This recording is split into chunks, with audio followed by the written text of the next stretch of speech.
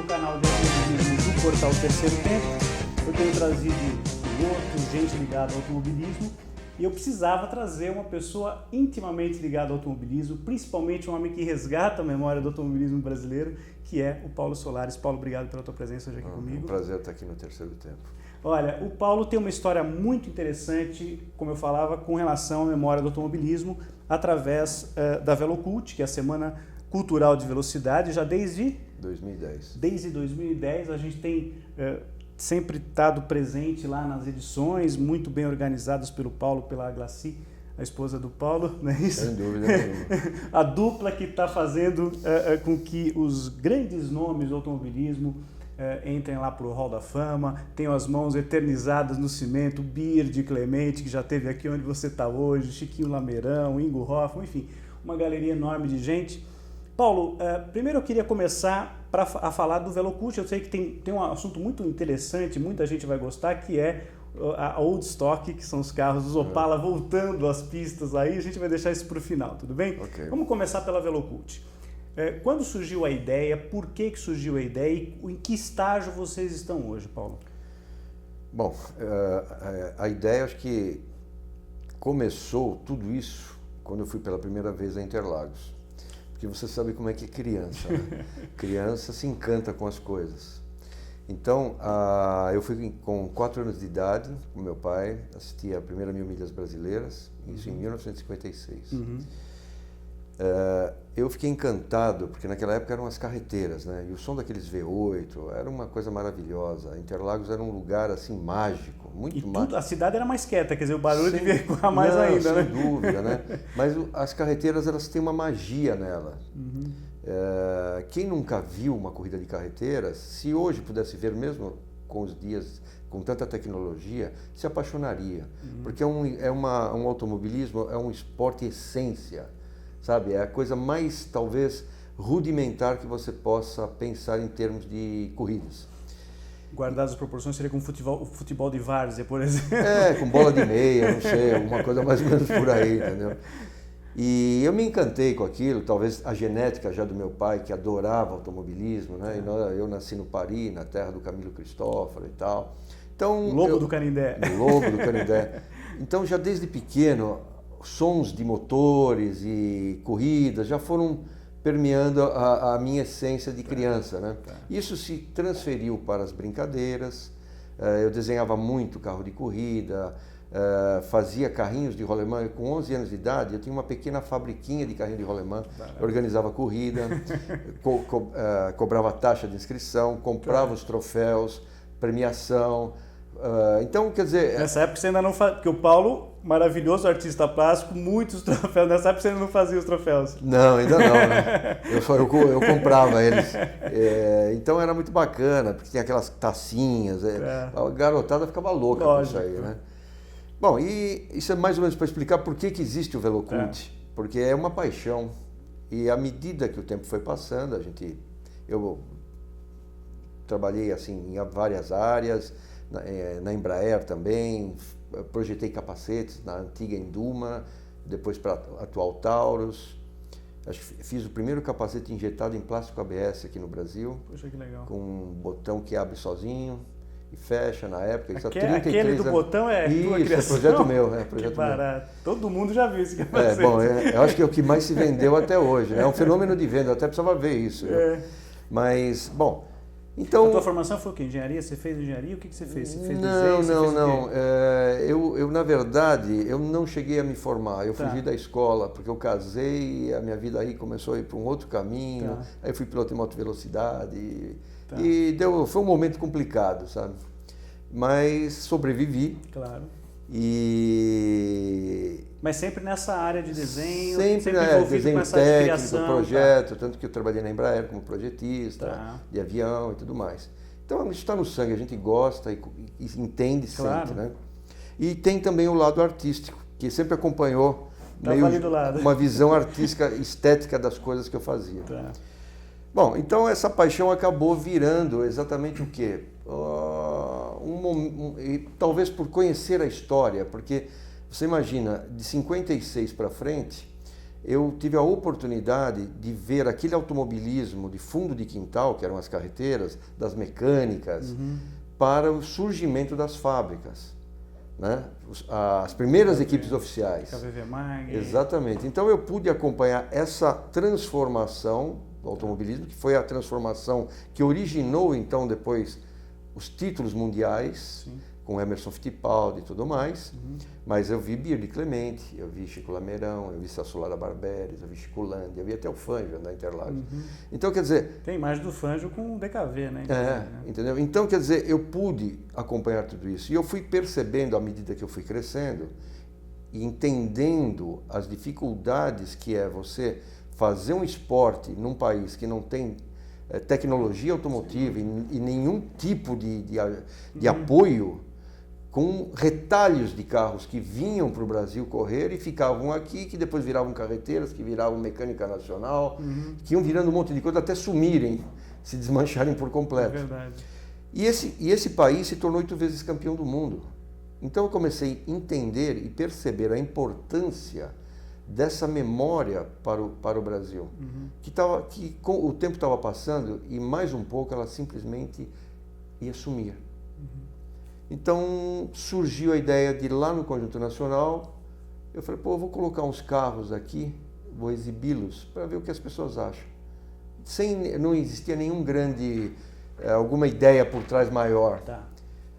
E aí o que aconteceu? A resposta do público foi boa. As pessoas se encantaram com aquilo que viram. E a primeira edição já foi no Conjunto Nacional. Foi no Conjunto Nacional. Que é um lugar, para quem não conhece São Paulo, a gente está falando para o pessoal do Brasil inteiro, porque todo mundo acessa o Portal Terceiro Tempo, mas é um lugar extremamente bem localizado da cidade, quer dizer, a Avenida Paulista, e uma área enorme, né? Quer dizer, tem uma área de galeria ali embaixo, né? Prédio comercial, né? Aliás, era uma casa aquilo lá, depois aquilo virou, né? Sim, eram os casarões antigos, né? Casarões da Paulista e tal. Então a primeira edição lá, em um local de alta circulação, obviamente o pessoal se apaixonou, se encantou e já espera, né? Todo ano o pessoal acha que já tá... Cadê os carros? Bom, agora já se transformou nisso. Porque sempre tem aquela coisa de dizer, não, o brasileiro não tem memória, o brasileiro não dá valor. Não é bem assim. Eu acho que é mais ou menos assim. Eu acho que o que não existe é um interesse de pessoas que podem fazer alguma coisa em divulgar isso. Claro. Então as pessoas não sabem, não sabendo, fica perdido no tempo. Claro. Mas eu me espantei de ver a curiosidade e as pessoas, porque eu só coloquei carros, foram meia dúzia de carros que eu coloquei. Tinha carreteira, tinha DKV, tinha berlineta, tinha um Opala, e as pessoas olhavam aqueles carros, mas que carro é esse? Eu não fiz nada, só pus os carros, não tinha informação maior. Tá, uma plaquinha do lado. E eu me espantei porque as pessoas queriam saber aquilo, o que era, como é que era, por quê vocês não puseram nada escrito. Pedigree do carro. Aí eu peguei e falei, pô, acho que o negócio é mais sério do que eu estou pensando. A turma está gostando. E como isso correu tudo muito bem, a gente resolveu então dar prosseguimento. Falei, bom, eu acho que vale a pena contar essa história. Aquilo que eu vi e entendo que é importante, agora estou entendendo que as pessoas querem saber sobre isso. E é um motivo para você ter orgulho. É o que eu sempre falo, se no momento você não está tendo orgulho de muitas coisas, do automobilismo você pode ter. Não, sem dúvida. Né? E o Brasil, como você falou, quer dizer, 8 títulos mundiais, 2 do Emerson, depois 3 do Nelson, depois mais 3 3 do Ayrton, né? Que são 8, e mais os vice-campeonatos. Mais 8 vice-campeonatos e tudo mais. Né? É uma história importante. E nascendo, como você falou, 1000 milhas, a importância do Barão, do Wilson Fittipaldi, né? Quer dizer, que foi o homem que idealizou ali aquela coisa. E a pista, o traçado de Interlagos, o antigo, que infelizmente não foi mantido, poderia ter sido mantido. Lógico. Quando a gente vê, eu estava até numa edição dessas do Mundial de Endurance, né, das 6 horas de São Paulo. Você projetou, inclusive, o troféu para 6 horas? Das 6 horas não. Porque o Paulo tem muitas coisas legais, muitos troféus lindos que ele fez aí para a Fórmula 1 e para a Indy, né? Aqui é São Paulo Indy 300. Eu conversava com o Raul Boesio uma vez, o Paulo, justamente sobre isso. Seria legal, por exemplo, que tivesse sido preservado o traçado antigo para uma prova de endurance, por exemplo, umas 6 horas, por exemplo, de São Paulo, lógico. Ou 1000 milhas, uma edição das 1000 milhas, manter o traçado tradicional e tal, que acabou não sendo E mais mantido. O anel externo, né, de velocidade, sim, que é importantíssimo sem também para provas de velocidade pura. Claro, né? Que é o que você tem hoje, acho que no Brasil, só em Curitiba, né? Porque Brasília foi destruído aí atualmente. Né? Um grande circuito de velocidade oval nós não temos. não temos mais. Porque o Rio de Janeiro tinha Jacarepaguá, inclusive a Indy foi que o André Ribeiro venceu, foi lá naquele anel externo. Agora, Paulo, essa questão quando eu vou ao evento Velocult, eu não vou uma vez só, eu vou no dia do lançamento, depois eu passo para visitar, vou com meu filho, enfim, já fui vários pós-início ali da abertura e tal. E uma coisa que me chama a atenção é o seguinte, esse material, por exemplo, vocês têm lá o Hall da Fama, quer dizer, aquela coisa dos pilotos assinarem e tal, e a coisa do cimento, que eu acho que é uma ideia genial do cara deixar as mãos. Onde estão ficando essas coisas hoje? E o ideal, na minha opinião, é que isso fosse para um museu, ficasse numa coisa permanente. De repente ter um museu Velocult, passa pela tua cabeça isso daí? Então, olha, se soubesse a quantidade de ideias que eu tenho, é um absurdo, nem eu aguento. Mas as dificuldades de executá-las, para a gente chegar no Velocult até onde chegamos, a luta não foi muito fácil, né? A gente encontra um monte de dificuldades que você tem que vencer.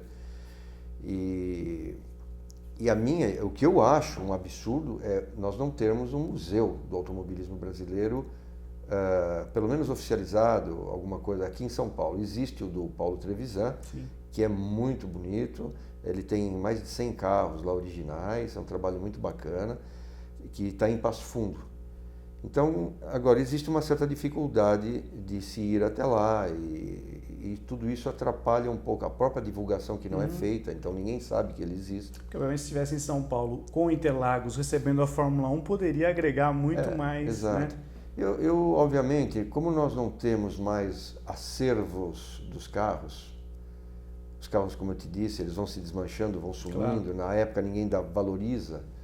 Então a gente não teria esses carros, mas o que nós poderíamos fazer era um museu memorial. Então não é necessário ser uma coisa muito grande com 20, 30 carros.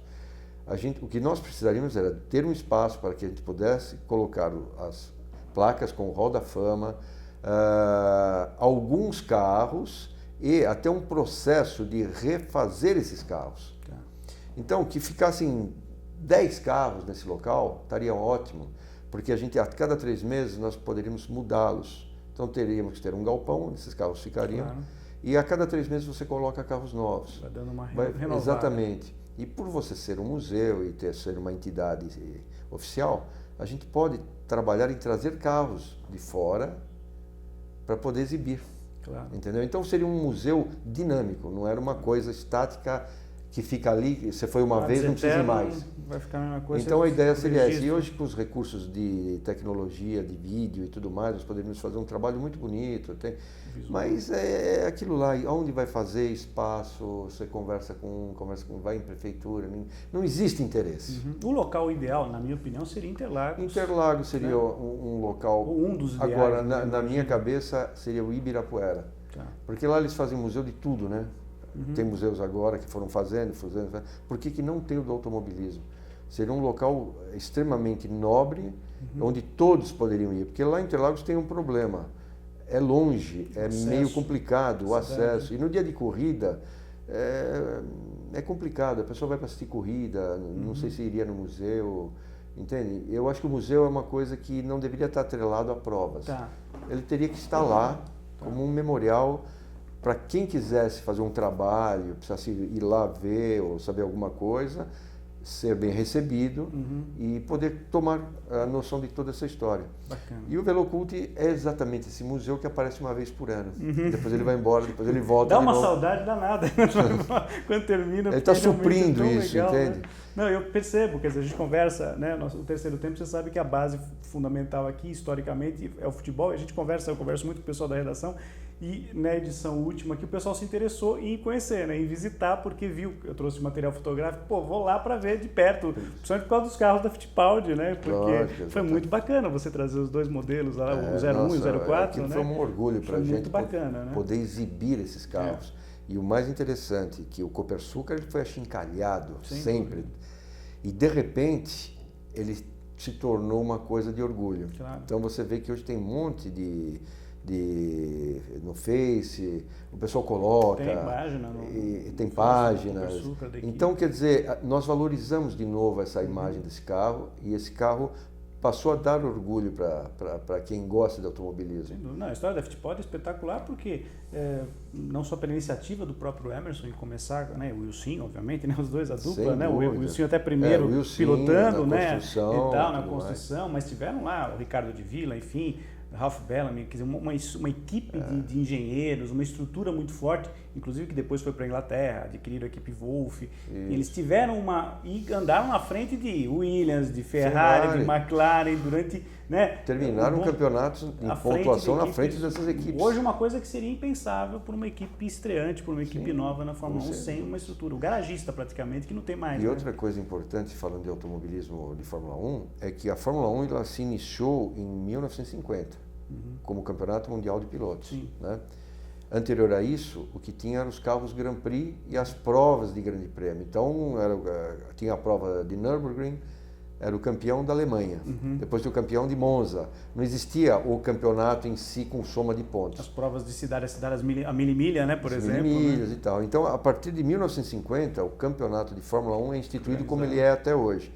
E o Brasil só entrou nesse campeonato a partir de 70 com o Emerson. Então, nós ficamos 20 anos sem participar disso. E, de repente, nós éramos os maiores campeões do mundo de Fórmula 1. Pois é. Olha se essa história é bonita, vale a pena ser contada e dá orgulho. Não. Então, Paulo, eu queria abordar um outro assunto com você, a tua questão artista, né? Quer dizer, quando é que surge é um dom que você, desde pequenininho, já desenhava os teus carrinhos lá de rolimã e etc. E depois como é que isso passa para as artes plásticas, com os troféus, por exemplo, que a gente vai até colocar umas imagens para o pessoal conhecer? Então, eu acho que a gente já nasce com essas coisas, né? Eu acho que arte, embora você tenha faculdade e tudo mais, é muito importante, mas o artista, não sei nem se eu sou, eu estou falando, mas você já nasce. É uma coisa dentro que você tem necessidade de, quando você mentaliza ela e visualiza ela dentro da tua cabeça, você precisa transformá-la em realidade. Materializar. Ou bidimensional, na pintura, ou no tridimensional, numa escultura e tal. E é engraçado que quando você termina uma obra, acho que é como ter um parto, praticamente. Dá aquela relaxada, você fica olhando para aquele seu bebê lindo. Você acha que foi a melhor coisa que você fez na vida, que você podia ter feito, né? Aquele prazer. Porque foi uma coisa que você materializou de sentimentos, entendeu? Tem muita coisa ali. Aquilo ali não é só uma forma ou uma imagem, mas para ela chegar àquilo, ela teve um processo muito bacana, que a gente sabe que vem de algum lugar, que está por aí e você consegue captar isso. Né? Então é muito bacana. Tem uma sintonia, né, para isso daí. E então desde pequeno eu desenho, não só os carrinhos de rolemã, mas desenho mesmo, baratinhas, carreteiras e aviões e tudo mais. E quando eu fiquei adulto, como eu te falei, houve um momento na minha vida que a coisa ficou bastante complicada. Eu já tive academia de ginástica. A minha academia foi uma das maiores aqui de São Paulo na época. Ela se chamava Fitness Gym. Eu fui o primeiro a utilizar a palavra fitness no Brasil. Estava registrada no nome da minha academia.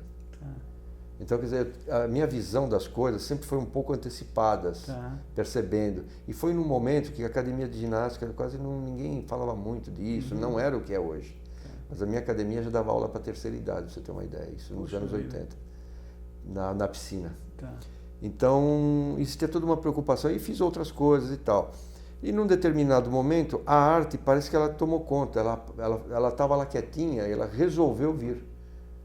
E eu comecei a sentir necessidade de pintar e esculpir e fazer coisas nesse sentido. E aí eu entrei para esse ramo de atividade. E trabalhei, acho que 25 anos, só com arte. Pinturas e algumas esculturas. E foi legal, foi muito bem. Até um momento que parece que acabou.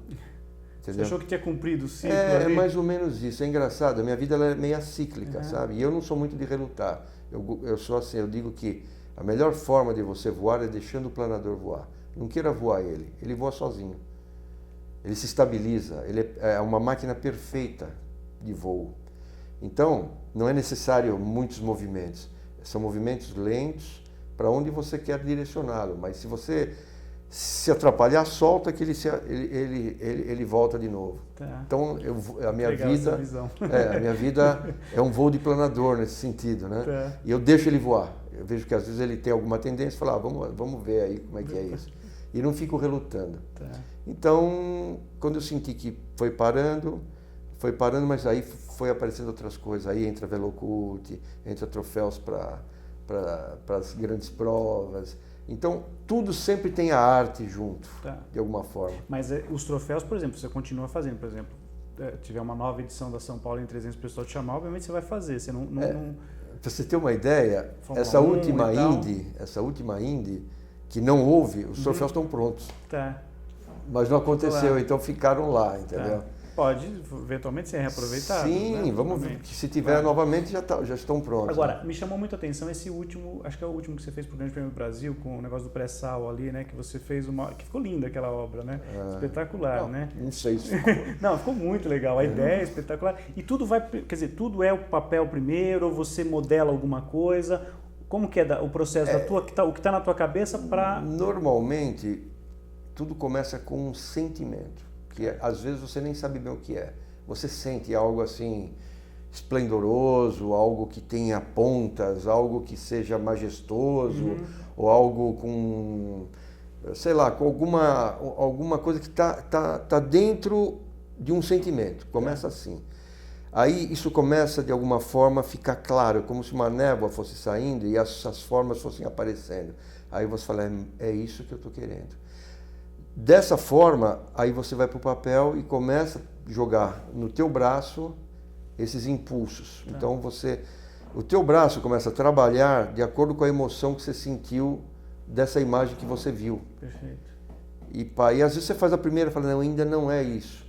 No outro dia, quando você acorda, vai lá e olha, você fala, é aqui, ali, lá. E aí você ajusta. Nem sempre é a primeira, mas às vezes é de primeira. Eu sempre tive muita sorte para resolver esse tipo de coisa, nunca ficou muito tempo.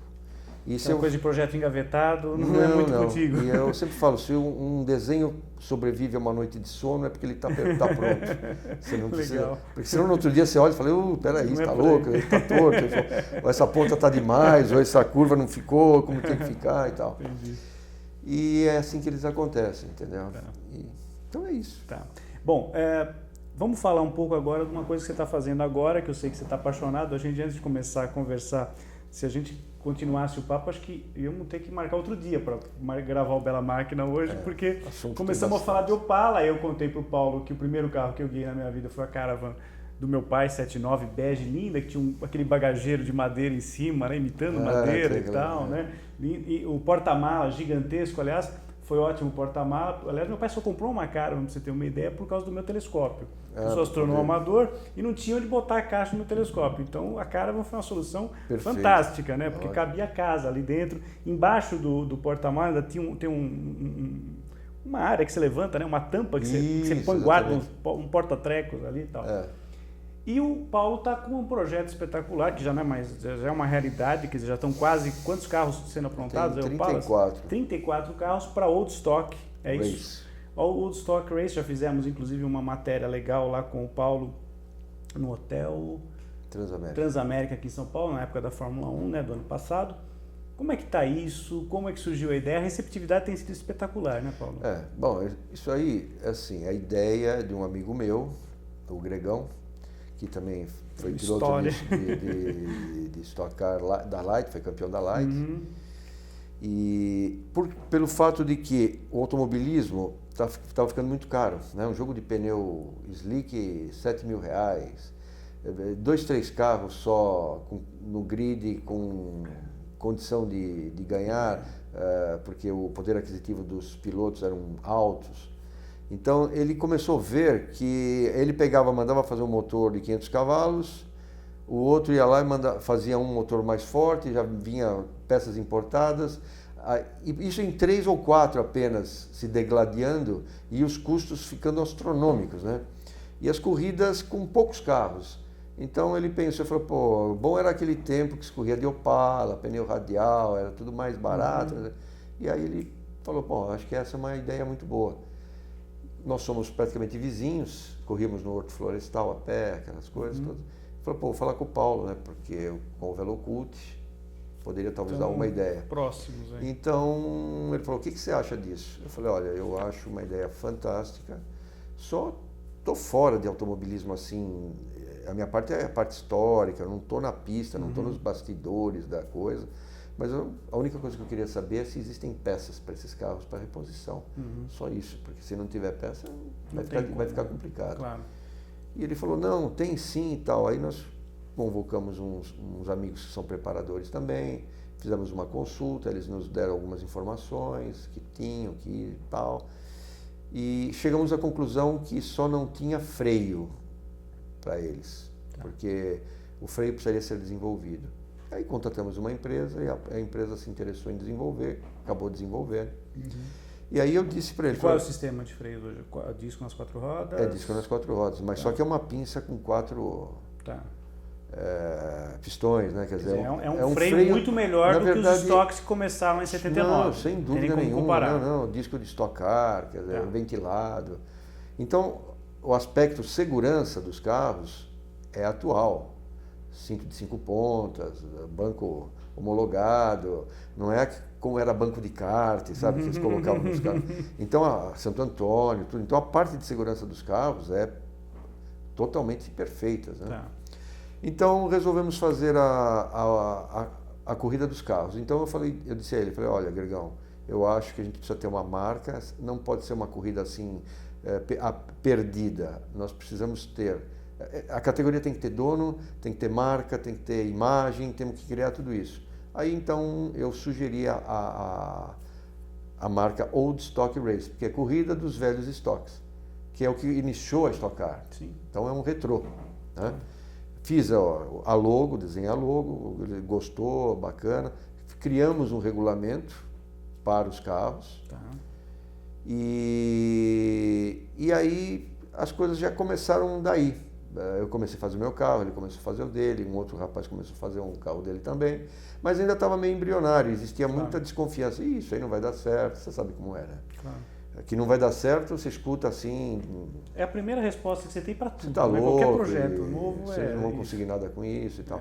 E o que a gente quer apenas é corrida de automóvel, um custo baixo, e aí eu criei a frase, a emoção está de volta, que é Old Stock Race, a emoção está de volta. Quer dizer, é voltar de novo ao espírito do esporte. Então, aí depois disso procuramos o Paulão, porque... Paulo Gomes, né? Paulo Primeiro Gomes, campeão da história. Primeiro campeão.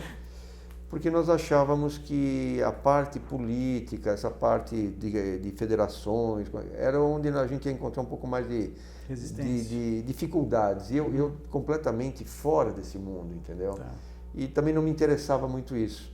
Eu queria mais ficar focado naquilo que era a imagem da categoria, seus planejamentos e tudo mais. E o Gregão na parte técnica dos carros. Então procuramos o Paulão, que nos disse a mesma coisa. Vocês estão loucos, isso aí não vai dar certo, imagina. Nem quis ouvir muito. E o Paulo está ligado à CBA, Confederação Brasileira de Aí depois deixamos o regulamento com ele, acho que ele leu com calma, começou a ver, aí deve ter perguntado e começou a perceber que existia um mundo do Opala muito grande, que nós já tínhamos tomado esse conhecimento, esse contato, e nós sabíamos que público nós já tínhamos de cara. E aí ele falou, não, pô, tá, vamos lá então, não sei o quê. Aí ele acabou se juntando a nós. Que legal. E aí nasceu a Old Stock Race. E agora, infelizmente, Interlagos fechado. Claro, para reforma. Isso nos atrapalha muito. E até foi difícil, porque automobilismo é aquilo que eu digo, é emoção, e as pessoas, não tem corrida, então faz o carro devagar. Quando começa a perceber que vai mesmo, aí a turma começa a andar rápido. Acelera o negócio. E pegamos um ano complicadíssimo, né? O pior ano para se começar qualquer coisa. E também estamos encontrando dificuldade nesse sentido, que patrocínio e uma série de coisas. Mas a gente vai vencer tudo isso, tranquilamente. Mas a Old Stock, ela hoje já é uma realidade. Você vê, nós temos 34 carros sendo produzidos em ordens diferentes. Tem 8 que estão praticamente prontos. Estão prontos. E uns 12 que estão em fase final, já estão pintando. E o restante está montando. Então, quer dizer, esse ano vai ter corrida de um jeito ou de outro. Isso podem ficar tranquilos. A Van Premiere, então, ainda em 2015. Que o som dos 6 cilindros vão ecoar de novo no templo sagrado do automobilismo. Fala um pouquinho, aproveita, quer dizer, como é que o piloto, que piloto está engajado nessa história hoje? Quer dizer, como é que um cara que está assistindo hoje, que de repente é apaixonado por automobilismo, não é qualquer um que pode correr, você tem que ter uma carteira, uma habilitação, etc. Quer dizer, fala um pouquinho da burocracia que eu sei que não é tanta assim, né? Mas enfim, explica para o pessoal, quem se interessar, como é que funciona isso daí. Bom, qualquer pessoa que se habilita num curso de pilotagem, que tenha o certificado, que passou... que tem a carteira da Confederação Brasileira de Automobilismo, que é no caso... No caso não precisaria ser da Confederação, mas pode ser da Paulista, avaliado pela Federação Paulista. Tá. E esse piloto está apto a competir. Tá. Agora, é lógico, ele vai fazer um pequeno estágio na categoria para sentir se ele tem condição, porque ele faz testes com carros que não tem a potência dos olds. Né? O Old, você vê um carro de 300 HPs com pneu radial, não é fácil de andar. Não. Ele não faz curva sozinho. Você tem que fazer, trabalhar, antecipar, sentir que o carro, como é que ele trabalha para poder tocar ele. Não, se acelera, ele anda muito. Então, vai uma pequena avaliação. Nós temos o Arthur Bragantini, que está na categoria, e ele, junto com o Guaraná também, vai andar com o cara no carro, com o piloto, vai explicar como é que é e dar toda a assessoria necessária para que ele possa vir largar na prova. E o carro, você falou em potência, é um motor 6 cilindros, aquele que normalmente era utilizado mesmo lá atrás na Stock Car. Exatamente. E alguma mudança eletrônica? Não, é carburador mesmo? Não. É a essência do automobilismo, não tem nada de botãozinho que acende e apaga, não. Não tem aquele volante cheio de coisa para o piloto fazer. Tem que virar mesmo, tem que cambiar. Câmbio H, 5 marchas. 5 marchas. Tá. Agora, você falou do regulamento, aproveita, claro, não precisa dar detalhes, o pessoal obviamente mais para frente vai saber. Sim, mas, pelo menos para ter uma ideia, a ideia seria o quê? Fazer uma bateria para o final de semana, 2, então, qual a duração das corridas? Cada etapa, ela tem 2 provas. Possivelmente serão 2 provas de 30 minutos. Tá. Você pode correr em dupla, porque a pontuação é do carro. Certo. Então você pode dividir o carro com um amigo. Perfeito. E reduz custo também, né? Exatamente. Legal. Uma das ideias é essa. Muita gente mais pode correr e se divertir, porque a ideia é uma festa, a ideia é um congraçamento.